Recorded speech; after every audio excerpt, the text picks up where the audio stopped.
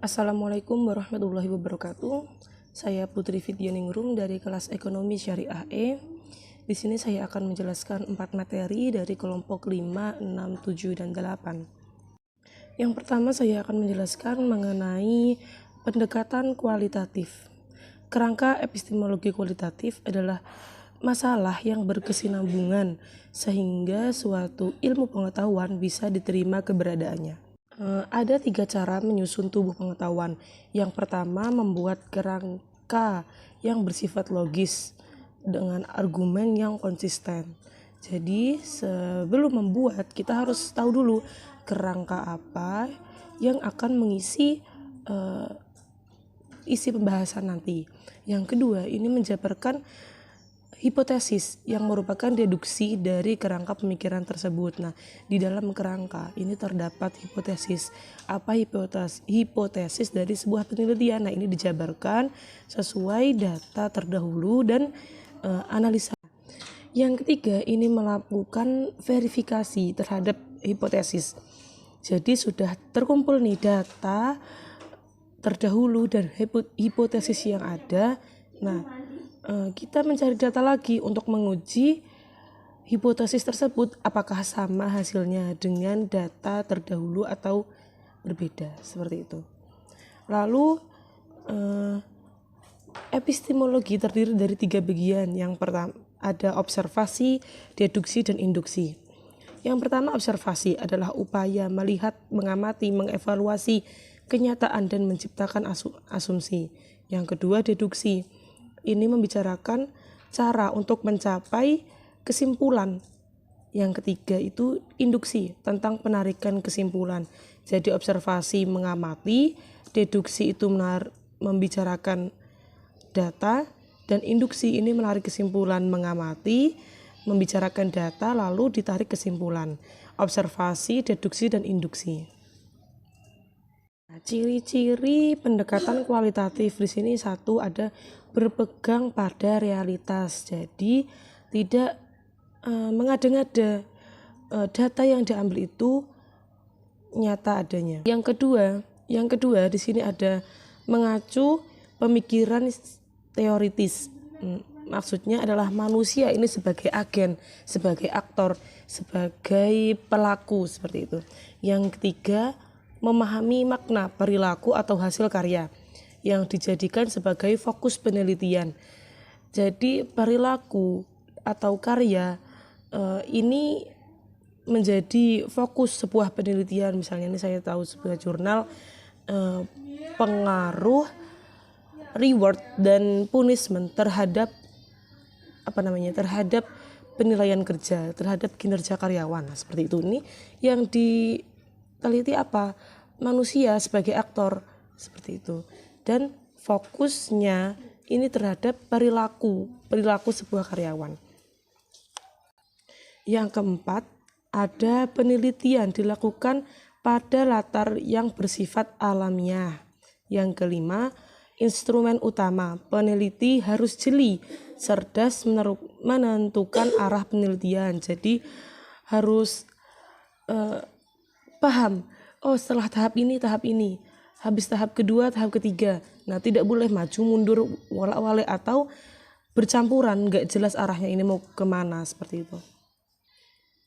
Yang keenam, pengumpulan data, analisis data berlangsung serempak. Jadi gak boleh bahasa ininya nyicil. Nah, itu harus harus serempak, seperti itu. Yang ketujuh, ini ada teknik observasi dan wawancara mendalam bersifat utama dalam pengumpulan data di lapangan. Teknik observasi lapangan seperti wawancara, kuesioner. Nah, ini sebagai objek utama dalam penelitian kualitatif. Karena mereka itu menggunakan manusia sebagai aktor atau agen, perilaku sebagai karya utama fokus penelitian. Yang kedelapan, di sini ada data hasil observasi dan wawancara, termasuk data yang diperoleh dari teknik-teknik lain.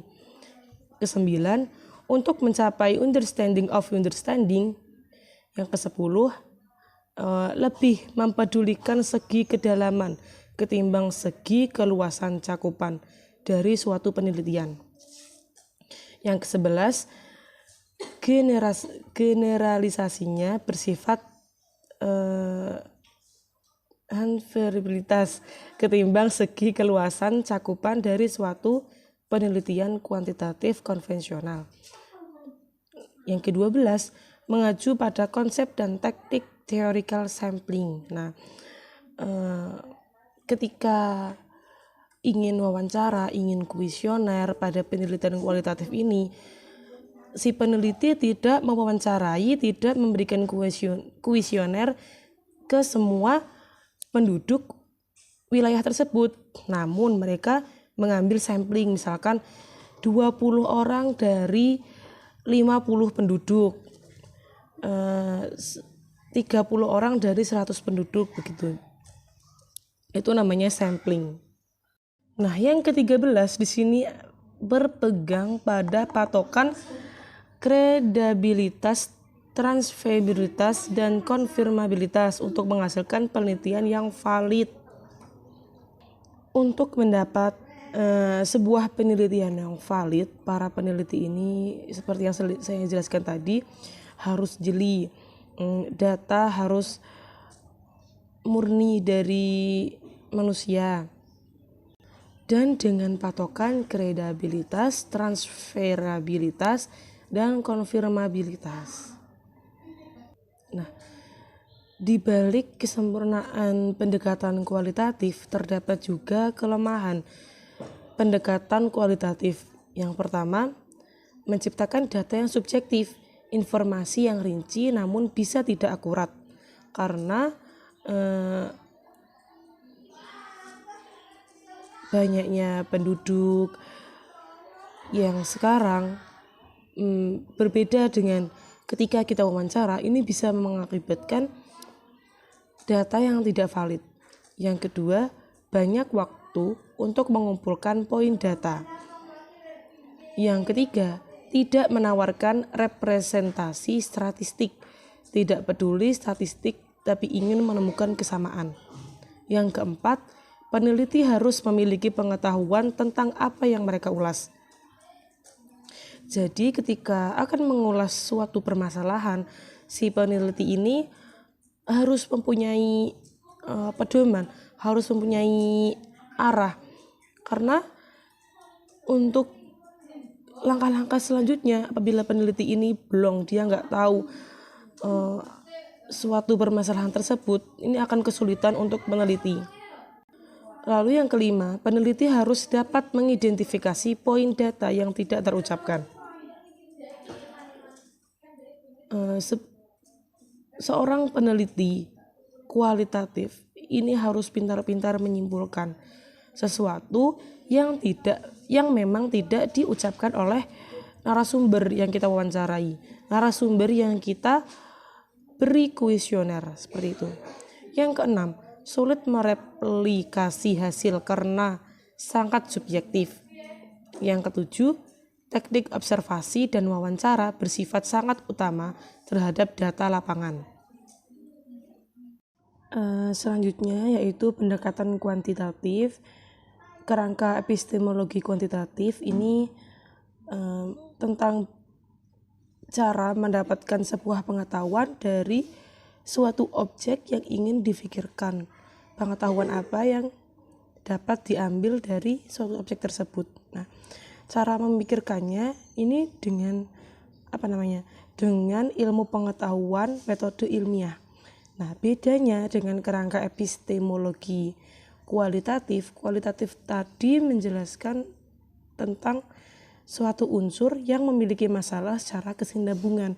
Nah, kalau kuantitatif ini lebih ke cara mendapatkan ilmu pengetahuan dari sebuah objek.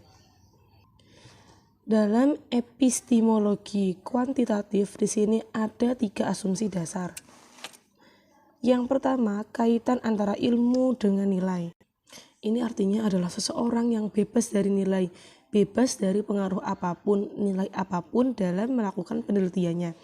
Jadi ketika seorang peneliti ingin mengambil suatu pengetahuan dari sebuah objek, nah peneliti ini tidak dipengaruhi oleh objek-objek lain, oleh nilai-nilai lain, seperti itu. Yang kedua, ini ada kaitannya ilmu dengan akal sehat.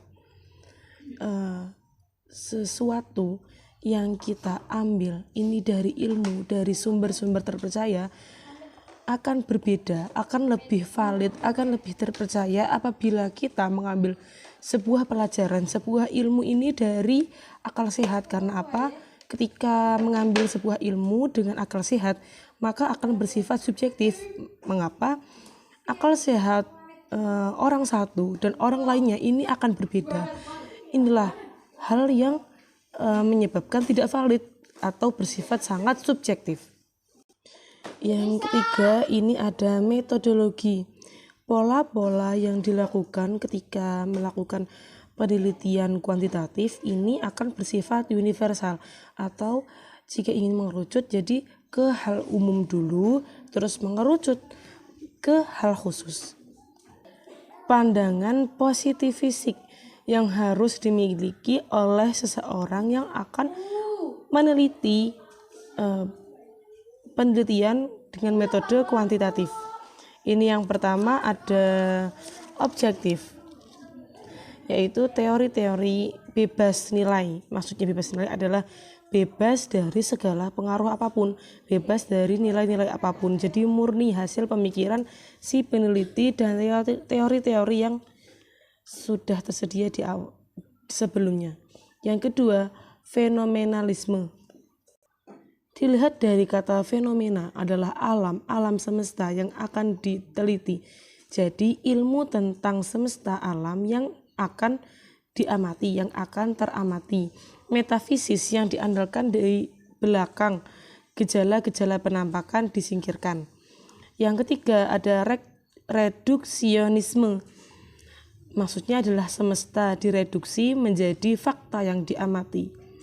Yang keempat ada naturalisme, alam semesta bergerak secara dinamis. Jadi pada intinya metafisik yang harus dimiliki oleh sebuah peneliti, sebuah objek yang diteliti adalah harus objektif. Teori-teori yang bebas nilai, bebas pengaruh dari apapun. Fenomenalisme tentang semesta, tentang alam, reduksionisme juga seperti itu. Jadi semuanya itu nyata, fakta terjadi di semesta, di alam, seperti itu. Selanjutnya ciri-ciri pendekatan kuantitatif. Yang pertama, menghasilkan informasi yang terstruktur. Karena apa? Dia itu bersifat alamiah. Kalau kualitatif dia bersifat maknawiyah. Yang kedua, bersifat objektif. Kenapa? Karena ini adalah hal paten yang tidak bisa diganggu-gugat atau diubah-ubah dengan nilai apapun. Nah, bedanya dengan kualitatif itu, dia bersifat subjektif yang saya dijelaskan awal tadi. Yang ketiga, banyak menuntun penggunaan angka. Yang keempat, lebih sistematis. Nah, kalau pada kualitatif yang saya jelaskan tadi, dia itu ingin mendapatkan kesamaan tapi tidak menggunakan sistem yang statistik, tidak dia itu bersifat subjektif tapi ingin mendapatkan sebuah penelitian yang nyata, yang benar adanya. Yang kelima, masalah memiliki cakupan yang luas karena bersifat universal tadi yang seperti saya jelaskan awalnya. Fokus penelitiannya membangun teori dari fakta. Sebuah penelitian kuantitatif ini meneliti menarik ilmu dari sebuah objek. Yang ketujuh, metode kuantitatif adalah metode tradisional. Yang kedelapan, penelitian dilakukan dengan jumlah sampel ditentukan berdasar populasi yang ada. 9, penelitian menitik beratkan pada masalah desain. Ke-10, penelitian menempatkan diri secara terpisah dari objek penelitian. Adapun kelemahan dari penelitian kuantitatif yaitu Pendekatan kuantitatif memunculkan kesulitan dalam mengontrol variabel-variabel lain berpengaruh dalam penelitian secara langsung atau tidak langsung. Dalam penelitian kuantitatif ini banyak sekali variabel-variabel yang nantinya akan sulit, mungkin membutuhkan waktu untuk menganalisisnya. Yang kedua, dalam perkembangannya data berupa pengolahan sistematis tidak dapat menerangkan kebenaran secara meyakinkan. Yang ketiga, tidak merefleksikan pemahaman masyarakat lokal yang menjadi responden. Tidak ada sistem wawancara, kuesioner. Nah, ini menyebabkan kita tidak bisa melihat bagaimana sih yang dirasakan oleh masyarakat luar antara satu dengan lainnya, seperti itu. Peneliti berpotensi mengabaikan fenomena yang berlangsung karena terfokus pada teori atau hipotesa yang diuji. Yang kelima, pengetahuan terlalu abstrak dan umum dalam penerapan secara langsung. Seperti yang saya jelaskan tadi, bahwa pada penelitian kuantitatif ini sifatnya universal atau umum, andaikan dia bisa mengkhususkan, jadi itu sifatnya mengkerucut dari umum mengerucut ke yang khusus, seperti itu. Selanjutnya yaitu dasar-dasar penelitian. Pengertian penelitian ilmiah adalah sebuah proses penarikan ilmu dengan metode yang sangat hati-hati dan kritis dalam mencapai fakta dan menentukan suatu ilmu tersebut. Ada 4 kriteria yang harus ditepati dalam penelitian ilmiah. Ada sistematis, terkendali, empiris, dan kritis. Sistematis maksudnya ini menggunakan sistem yang sudah ditetapkan. Tidak boleh campur aduk atau melebihi sistem yang sudah ditentukan. Yang kedua, ini terkendali. Alurnya, terus metode penelitiannya ini harus terkendali. Yang ketiga ada empiris, dan keempat bersikap kritis. Jadi ilmu yang ditetapkan sudah tidak muncul lagi pertanyaan-pertanyaan mengenai ilmu yang didapat atau pengetahuan yang diperoleh. Jenis-jenis penelitian ilmiah yang pertama ada basic research. Ini bersifat mendasar dan tidak ada kebutuhan lebih untuk hasilnya. Yang kedua ini ada applied research. Penelitian aplikatif, penerapan di sebuah masyarakat untuk menyelesaikan masalah secara praktis. Yang ketiga ada descriptive research. Descriptive research ini biasa digunakan dalam bidang bisnis, juga digunakan untuk memecahkan masalah sosial dan masyarakat. Jadi penelitian yang dilakukan di bidang bisnis masyarakat, kalau masyarakat itu ada applied research, pengaplikasian. Yang kedua ada descriptive research. Kalau descriptive research ini bisa diaplikasikan untuk bisnis dan masyarakat juga. Yang keempat ada analytical research, menggunakan informasi yang ada untuk menjelaskan fenomena rumit, melakukan evaluasi kritis terhadap fenomena tersebut.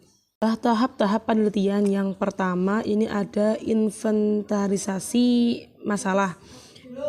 Proses ini, inventarisasi masalah ini adalah proses pengumpulan masalah-masalah yang ada di sebuah kenyataan. Nah, yang kedua ini masuk ke identifikasi masalah. Nah, ini dari sekian banyak masalah-masalah ini disaring. Mana masalah-masalah yang bisa diteliti, yang teori sebelumnya atau hipotesisnya itu sudah ada dan bisa diteliti untuk berkelanjutan. Selanjutnya ini pemilihan dan formulasi masalah pernyataan ilmiah. Nah, pada tahap ini si peneliti mulai berpikir mengevaluasi ide, prosedur, dan analisis mau dibuat seperti apa analisisnya, dan ide-ide yang muncul, strategi yang akan diterapkan dalam penelitian, seperti itu. Yang keempat, masalah yang dipilih dijamin untuk dapat diinvestigasikan. Apakah masalah sudah signifikan? Apakah berpotensi ke penelitian selanjutnya? Dan apakah masalah ini dapat diuji? Nah, ini hal-hal yang perlu diterapkan dalam sebuah penelitian ilmiah. Nah, langkah-langkah atau tahapan penelitian ini ada identifikasi masalah, pembatasan masalah, penetapan fokus penelitian, pengumpulan data, pengolahan dan pemaknaan data, pemunculan teori, pelaporan hasil penelitian. Nah, ini adalah langkah-langkah dalam melakukan penelitian ilmiah. Selanjutnya adalah materi mengenai desain penelitian kualitatif. Dasar umum dengan pendekatan penelitian kualitatif adalah memahami kondisi yang mencakup pada deskripsi rinci tentang apa yang terjadi di lapangan. Kalau kualitatif adalah riset yang memahami hal-hal yang terjadi pada manusia atau sosial dan membuat gambaran umum dan kompleks. Kata-kata melaporkan sudut pandang yang rinci dari sumber informasi. Kalau kualitatif ini meneliti sesuatu yang sudah terjadi. Kalau kuantitatif ini mengamati sebuah perilaku pada manusia yang bersifat universal. Tujuan dari penelitian kualitatif adalah menggambarkan suatu objek. Ini bisa dengan menggunakan foto, video, deskripsi atau narasi dan lain sebagainya. Yang kedua, mengungkapkan makna di balik fenomena, bisa dengan wawancara atau observasi. Ini hal yang bisa dilakukan oleh peneliti kualitatif. Yang ketiga adalah menjelaskan fenomena yang terjadi. Fenomena yang tampak terkadang tidak sama dengan tujuan, sehingga perlu penjelasan secara detail dan rinci, juga sistematis dari peneliti. Seperti yang saya katakan tadi, bahwa terkadang suatu fenomena yang terjadi tidak sama dengan apa yang menjadi tujuan, apa yang menjadi sebuah harapan si peneliti. Karakteristik kualitatif adalah latar yang alamiah. Peneliti sebagai instrumen kunci, bersifat deskriptif, analisis data secara induksi. Penelitian kualitatif lebih menekankan pada makna. Pendekatan penelitian kualitatif ini ada fenomenologi, etnografi, hermeneutik, naratif, historis, studi kasus. Intinya pada kualitatif ini dia menerapkan objek yang ada pada alamiah, yang ada pada fenomena sekitar, sehingga ditarik masalah yang nantinya akan diteliti, dianalisis dengan metode-metode alamiah yang sangat terstruktur. Nah, posisi teori dalam penelitian kualitatif ini yang pertama sebagai teori dasar. Ada teori terdahulu, teori baru ditemukan, dan teori yang akan ditemukan yang dilakukan seorang peneliti pada saat itu. Jadi pada penelitian kualitatif ini ada teori-teori sesuai dengan posisinya.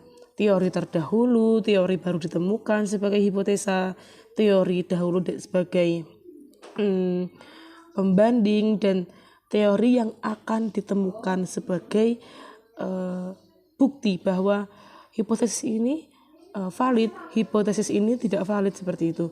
Yang kedua, bermaksud memperluas teori yang ada. Teori terdahulu merujuk ke rangka umum teori. Teori yang sudah ada menyusun pertanyaan dan temuan penelitian sekarang untuk menjelaskan penelitian. Nah, jadi fungsi teori terdahulu adalah untuk merujuk ke rangka. Teori terdahulu untuk merujuk ke rangka. Teori yang sudah ada untuk menyusun pertanyaan-pertanyaan, pernyataan-pernyataan. Teori yang akan ditentukan adalah untuk menjelaskan sebuah penelitian.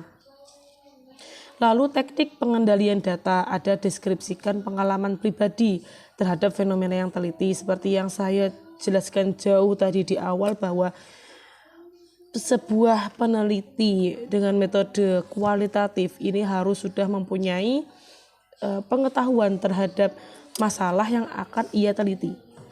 Yang kedua, teknik pengendalian data dengan mengembangkan daftar pernyataan-pernyataan penting dari subjek. Yang ketiga, ambil pernyataan-pernyataan penting dari horizontalizing. Yang keempat, menulis tentang apa yang peneliti alami terkait subjek yang teliti. Data yang diambil, data yang disaring dengan pengalaman pribadi ini dicatat dan diulas kembali. Selanjutnya, peneliti mendeskripsikan bagaimana pengalaman tersebut terjadi. Selanjutnya, peneliti mendeskripsikan gabungan deskripsi, jadi pengalaman pribadi, data yang diambil, dan data terdahulu ini dideskripsikan menjadi penemuan terbaru. Selanjutnya ada analisis dalam penelitian kualitatif, merupakan proses pelacakan serta sistematis catatan lapangan yang telah diperoleh dari wawancara, observasi, serta bahan-bahan lain agar peneliti dapat melaporkan hasil penelitian. Data yang diambil dalam penelitian kualitatif ini bisa melalui observasi, wawancara, dan lain sebagainya. Nah, ini pernyataan tersebut disaring, pernyataan-pernyataan penting ditulis, data-data penting ditulis, pengalaman pribadi ditulis, maka disusun kembali, dianalisa menjadi sebuah penemuan yang baru, sehingga penemuan yang baru ini bersifat valid karena sudah dengan data-data yang dari berbagai metode seperti itu. Sekian penjelasan dari saya. Apabila dalam menerangkan materinya tidak urut atau sebagainya, saya mohon maaf. Akhiran, wabillahi taufiq walhidayah, waridha walinayah. Wassalamualaikum warahmatullahi wabarakatuh.